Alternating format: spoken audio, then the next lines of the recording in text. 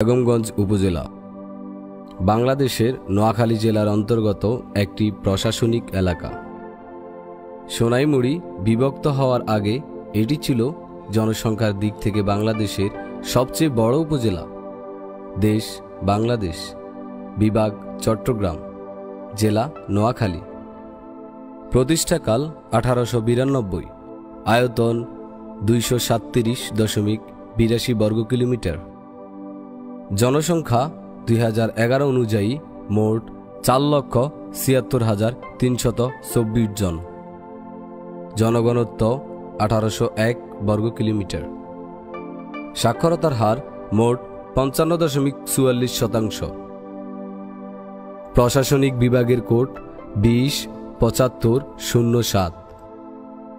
এই উপজেলায় মোট জমির পরিমাণ 23,834 হেক্টর। প্রশাসনিক এলাকা এই উপজেলায় একটি পৌরসভা ও 16টি ইউনিয়ন রয়েছে। পৌরসভা চৌমুহনী। অর্থনীতি চৌমুহনী বৃহত্তর নোয়াখালীর বাণিজ্য শহর হিসেবে খ্যাত।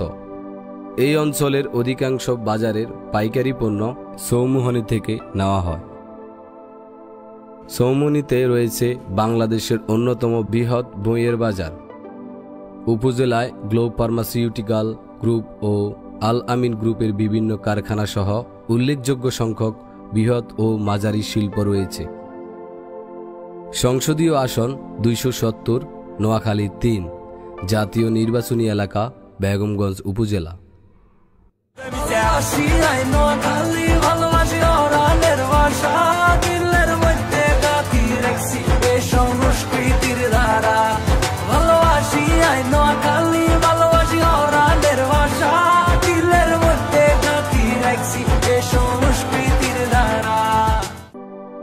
এই উপজেলায় রয়েছে মোট 203টি গ্রাম। সরকারি হাসপাতাল একটি, যা বর্তমানে নির্মাণাধীন, ও 2টি স্বাস্থ্যকেন্দ্র রয়েছে। পোস্ট অফিস প্রধান অফিস 2টি ও শাখা অফিস 16টি। মহাবিদ্যালয় 3টি, উচ্চ বিদ্যালয় 42টি, প্রাথমিক বিদ্যালয় 262টি।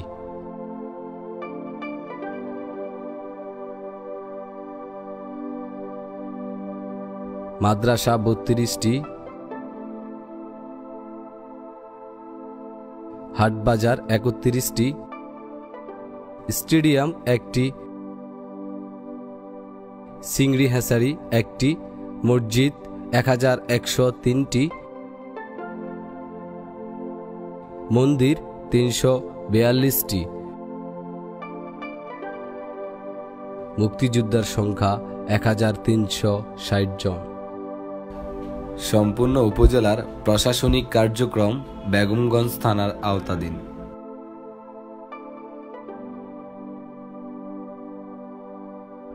উপজেলার উল্লেখযোগ্য শিক্ষা প্রতিষ্ঠানসমূহ: আব্দুল মালিক উকিল মেডিকেল কলেজ, নোয়াখালী;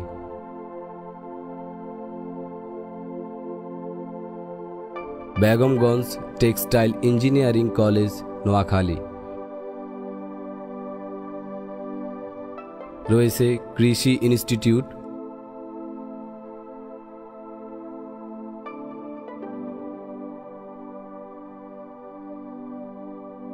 সরকারি এসএ কলেজ;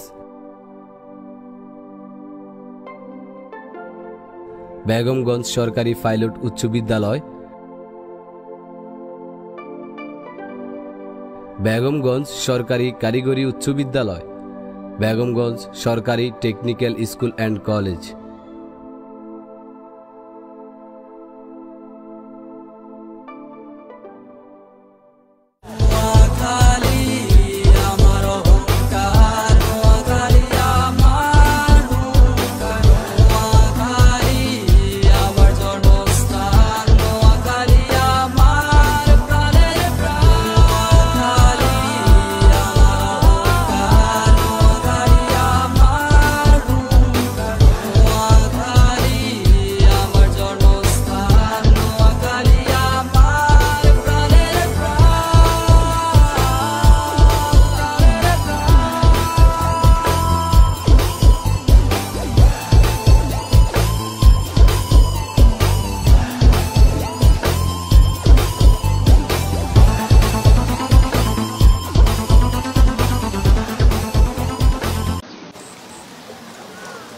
নোয়াখালীর সদর উপজেলার চরমটুয়া, আন্ডারচর, পূর্ব চরমটুয়া, কাদিরহানিফ সহ কয়েকটি ইউনিয়নে দিন দিন বাড়ছে হোগলা পাতার চাষ। নির্দিষ্ট সময়ে জমি থেকে কাঁচা পাতা কেটে তা শুকিয়ে তৈরি করা হয় দড়ি ও চাটাই সহ নানা সামগ্রী। এরপর তা দিয়ে আবার তৈরি করা হয় সোফা, টুকরি, ঝুড়ি সহ কুটির শিল্পের বিভিন্ন পণ্য।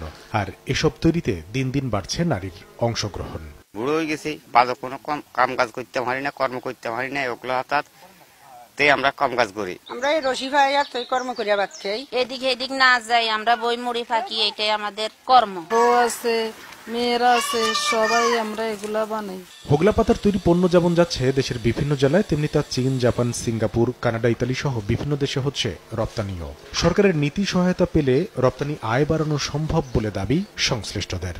প্রতিটা ঘরে ঘরে কুটির শিল্প তৈরি হয়েছে, বিক্রি করি আমরা ঢাকা কোম্পানির কাছে। ওরা আবার উত্তরবঙ্গের মহিলা করে দিয়ে প্রোডাক্ট তৈরি করে। এখন আল্লাহ রহমতে আমার আন্ডারে 500,000 শ্রমিক কাজ করে। সরকারি ভাবে কোনো সহযোগিতা পেলে আরো বেশি বেশি শ্রমিক কাজে লাগাতে পারবো। জেলা কৃষি সম্প্রসারণ অধিদপ্তর বলছে, প্রতি বিঘা জমিতে হোগলা চাষে 5,000 টাকা খরচ হয়, বিপরীতে পাতা বিক্রি করা যায় 30 থেকে 40,000 টাকার। কৃষি বিভাগ চেষ্টা করতে, যেহেতু এখান থেকে কৃষকগণ লাভবান হচ্ছে, সেহেতু যাতে কেউ ত্রুটি বৃদ্ধি পায়। চলতি অর্থ বছরে নোয়াখালী জেলায় 115 হেক্টর জমিতে হোগলা পাতার চাষ করা হয়েছে বলে জানিয়েছে কৃষি বিভাগ। সময় সংবাদ, নোয়াখালী।